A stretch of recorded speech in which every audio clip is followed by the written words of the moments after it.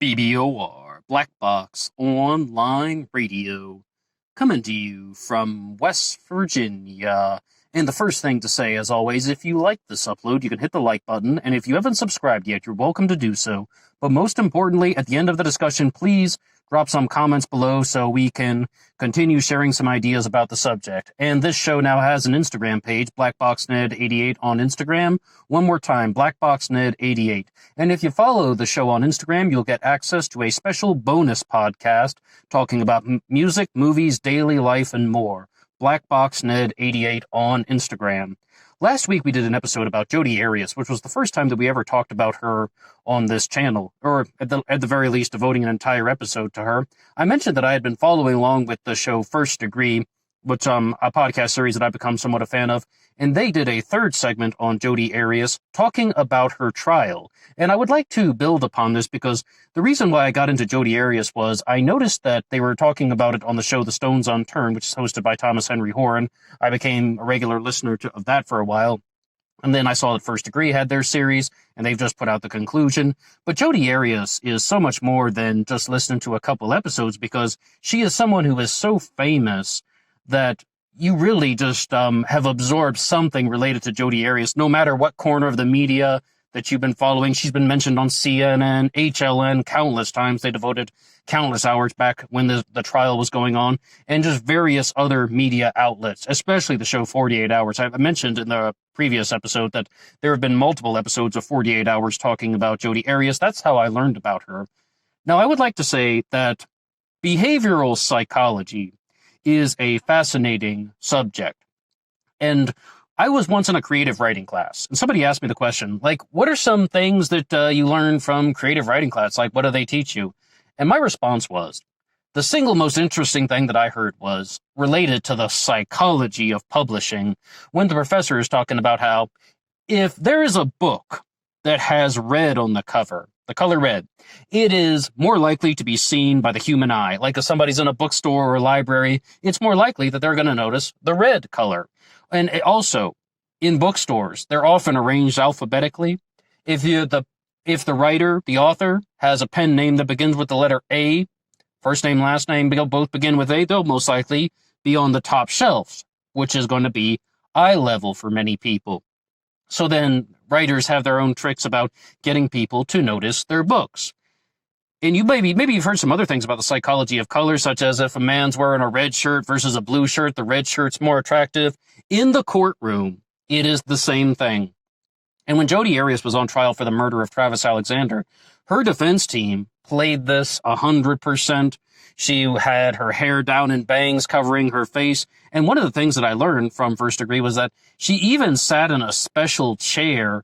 Well, it's like, chairs can raise and lower their weight. Like in the office chair, the swivel chairs have that little thing you can pull, the lever mechanism. So they would push Jodi's chair all the way down.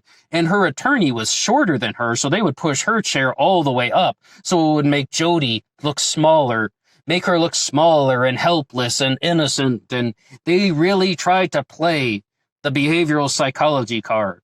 But even Jodi Arias couldn't escape that when it came to the conviction that she received for murdering Travis Alexander and being sentenced to life in prison without the possibility of parole. Now, if you found your way to this far off corner of YouTube, I'm sure that you have some familiarity with Jodi Arias, but when it comes to the murder of Travis Alexander, in retrospect, it really seems like Jodi Arias was somebody who was obviously guilty. She was not a mastermind. In fact, she was really bad at committing a crime and staging the scene and trying to get away with it. Terrible. Because one of the things that I believe that just absolutely cements Jodi Arias' guilt is when you look at how she is spinning her webs of lies. As soon as she gets caught in a lie, she changes her story. First, it is that she wasn't in the state of Arizona when Travis Alexander was murdered. Second, it was that there were two home intruders that attacked them and then they murdered Travis Alexander. And the third one was that, yes, indeed, Jodi Arias killed Travis Alexander, but he was attacking her and she did it in self-defense. And maybe you'll remember some things like the linebacker pose about how she was how she was reenacting Travis Alexander trying to come after her. She ran to his closet, grabbed a handgun, and fired a shot, and then fought back by slashing his throat. I mean, you want to talk about self-defense. His throat was cut almost ear to ear, so that defense would not really hold up very well. But on the show First Degree, they do this thing called the First Degree Connection, where they have someone who is personally connected to the story being interviewed and sharing their firsthand experiences with the audience. And they were interviewing Travis Alexander's best friend, Chris, who simply said the big problem with Jodi Arias' story of self-defense is she shot Travis Alexander with a handgun. He never owned any firearms. So instantly, it's just like you can really see that Jodi Arias is someone that I really hate to do this just to compare her to O.J. Simpson because of okay, both are involved with high-profile trials, but it's like when we did our upload on the Judith Regan interview with O.J. Simpson, it's like someone just said a line, and it might have even been Judith Regan herself, when she was saying that O.J. was someone who thought that he was just this master persuader, that he was a master manipulator, and that he was just so brilliant and cunning and conniving, and he could talk his way out of anything. But in reality, it's the exact opposite. It's ironic, and it's also just kind of sad and pathetic because he fools no one. And that's what you have to say about Jodi Arias. She fools nobody. And like, if you look at how everything we just said right there about how those steps and actions were taking place, I mean, she was so obviously guilty in this, and it was just a matter of time before she would have been convicted. And then the real question in this one, was she going to get the death penalty, or was she going to be sentenced to life in prison? And of course she was sentenced to life. But I mean, I really just do have to reinforce that fact. Jodi Arias was not a good liar. She was not a skillful liar. She didn't even construct a good plan. And I want to be very clear about one thing. We mentioned in the previous upload on Jodi Arias that I was trying to say that she was not the woman who was the astronaut who wore a diaper so she could drive across state lines to commit a murder and she wouldn't have to stop anywhere. That was not Jodi Arias. I was being very clear about that, and some people are still leaving some comments saying, hey, I don't think that was the same case. No. There was a woman who was an astronaut who committed a murder, and she was wearing a diaper so she didn't have to stop anywhere. But what we did talk about was Jodi Arias was the person who filled up gas cans and put them in the trunk of her car because she wanted to drive from California to Arizona, murder Travis Alexander, then drive north to Utah to see an individual named Ryan Burns, who was her new boyfriend.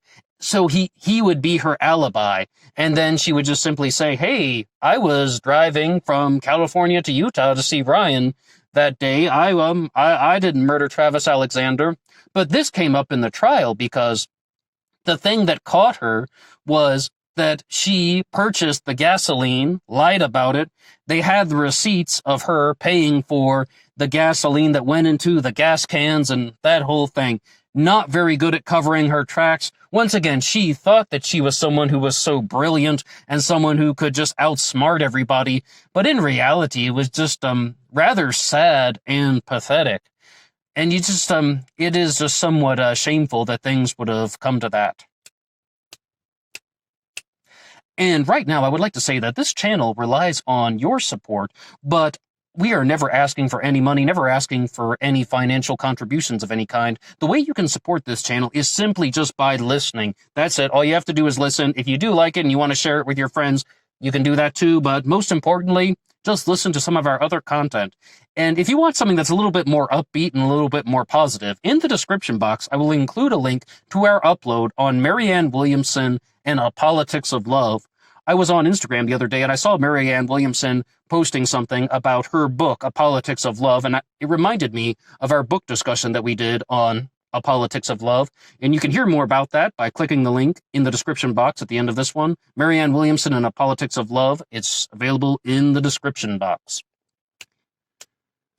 And now, back to our discussion on Jodi Arias. I also have to apologize to a particular individual named Juan Martinez. He was the prosecutor in this case. I accidentally called him Jose Martinez in the most recent upload that we did about Jodi Arias, but I did say that I wasn't 100% sure. And I heard some stories about him, though, that were given by this individual, Chris, on, once again, from the show First Degree. And he was saying that Juan Martinez, as a prosecutor, was someone who acted like a 17-year-old winning a championship. Like, after everything was done, he went into a back room with the family and the friends of Travis Alexander, and he was jumping up and down, celebrating, shouting, "I got her, I got her, I got her, I got her."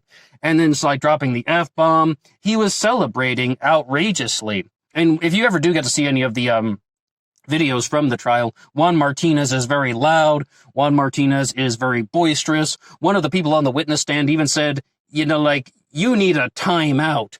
But this just goes to show you some things. I mean, we talked about the behavioral psychology and the optics that they were trying to use on the defense team. The law is not about ethics. It is not about morality. It is not about the truth. It is not about justice. It is about winning. And when I say the law, I mean the way that the prosecutors and the defense attorneys are playing this out. It is about winning.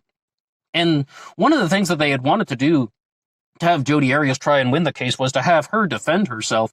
And I remember very clearly reading at one time that Jodi Arias was supposed to be defending herself, but because they learned, by they, I mean the judge and some of the other legal administrators learned that she had been caught lying so many times that they determined that she should not be allowed to represent herself.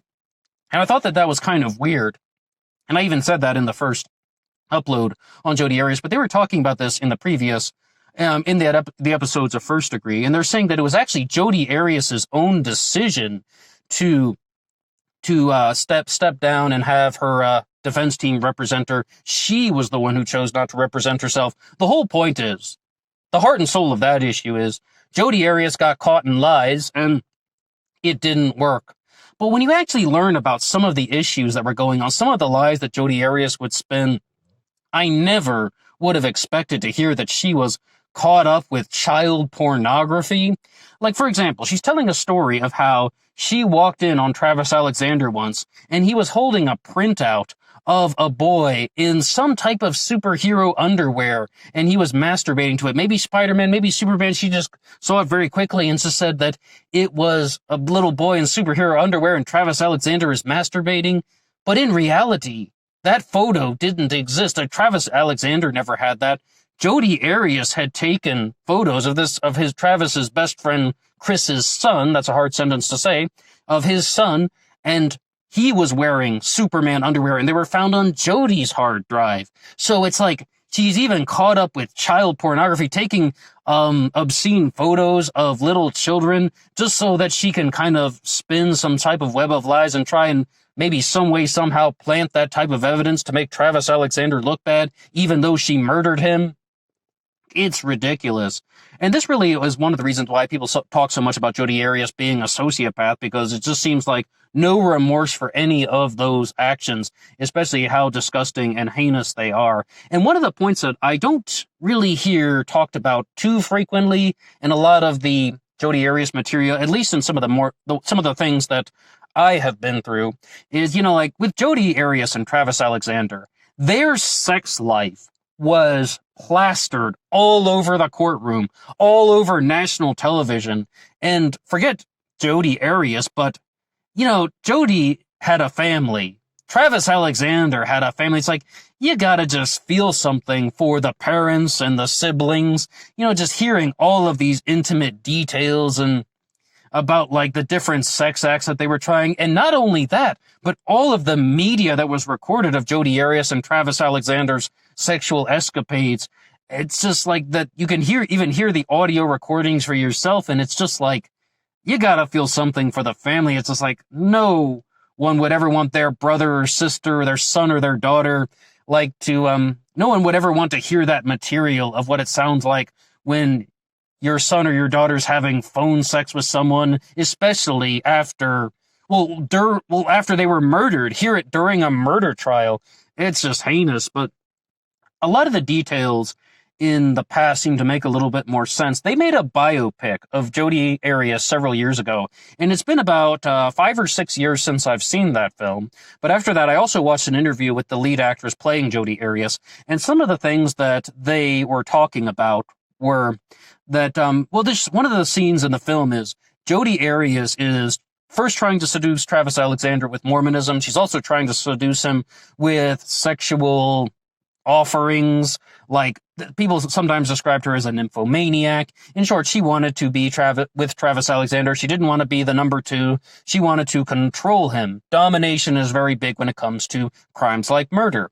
But there was a scene in the movie where she's almost performing oral sex on Travis Alexander, like, not exactly against his will, but it's definitely her initiation. And they are in a hot tub and her head goes underwater, and she's obviously performing oral sex on him. But one of the things that was discussed in the trial is that when they would do things like that, it is saying that, it's acceptable. It doesn't count if it's underwater, talking about Travis's devout Mormon beliefs, previously devout Mormon beliefs, and that's saying that this is okay because it's underwater, and that they actually had sex multiple times in places like bathtubs and hot tubs.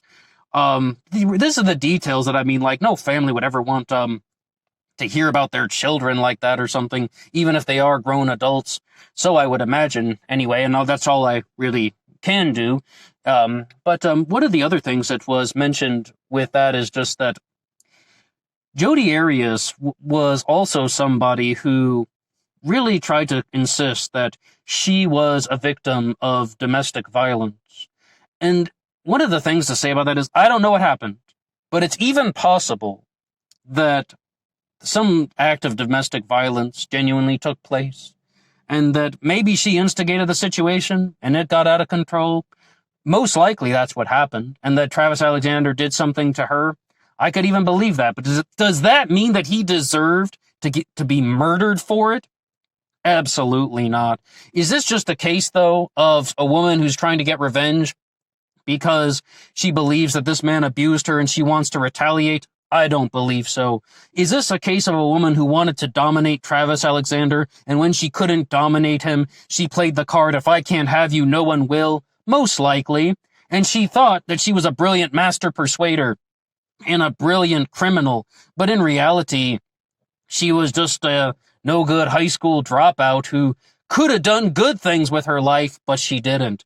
And maybe that's another comparison that people would make to Ted Bundy or something. Even remember the judge in the Ted Bundy trial saying, like, you could have been a good lawyer. And when you say that to Jodi Arias or something, like, she could have done good things with her life, but she chose not to because of selfishness, ignorance, and a lack of human empathy. And that just makes this case, a little bit more, I was about to say saddening, but no, that doesn't make it more saddening. What makes it more saddening is the family of Travis Alexander, as well as his friends and anyone who knew him. They lost him forever, while Jodi Arias gets to continue her life in prison, even though I heard she contracted herpes there. But one of the things, though, that was talked about is that, like, the actress from the biopic film that I mentioned, she did an interview once and said, well, Jodi Arias now has a Twitter page. I guess she must be doing all right. And they actually said, though, that Jodi Arias did have a Twitter page, and she would send messages to someone, like dictate them orally, and someone who was on the outside would then post for her on Twitter. And she even got into a feud with Nancy Grace. Nancy Grace is someone whom I am not a fan of. And this would just sensationalize. Her followers were double, and then her followers were triple, and it would just blow out of control. Jodi Arias is not someone who wants to stay out of the spotlight. I mean, she wants to lust after the spotlight. She's not trying to avoid it, and that's what makes the case all the more saddening. But one of the things we do have to admit is there a real lesson here? I would say that a lot of people are just surprised that someone who looks like Jodi Arias committed this crime. But in reality, we should never be surprised about something like this. She was a jealous ex-lover. That's all this story is. She was someone who didn't have the ability to process human empathy correctly. That's what happened here. And in short, Jodi Arias is nothing special. Well, that's all for me now. If you have anything that you would like to say about Jodi Arias, I would love to hear your comments in the section below. And once again, you can hit that like button if you like this upload. It really helps out the channel. And I will see you guys on Instagram for the bonus podcast. And once again, you can check out our link on Marianne Williamson, the former presidential candidate, and her book, A Politics of Love, here in the description box. That's all for me now. I will talk to you guys later. Everybody have a good rest of your day, and until next time.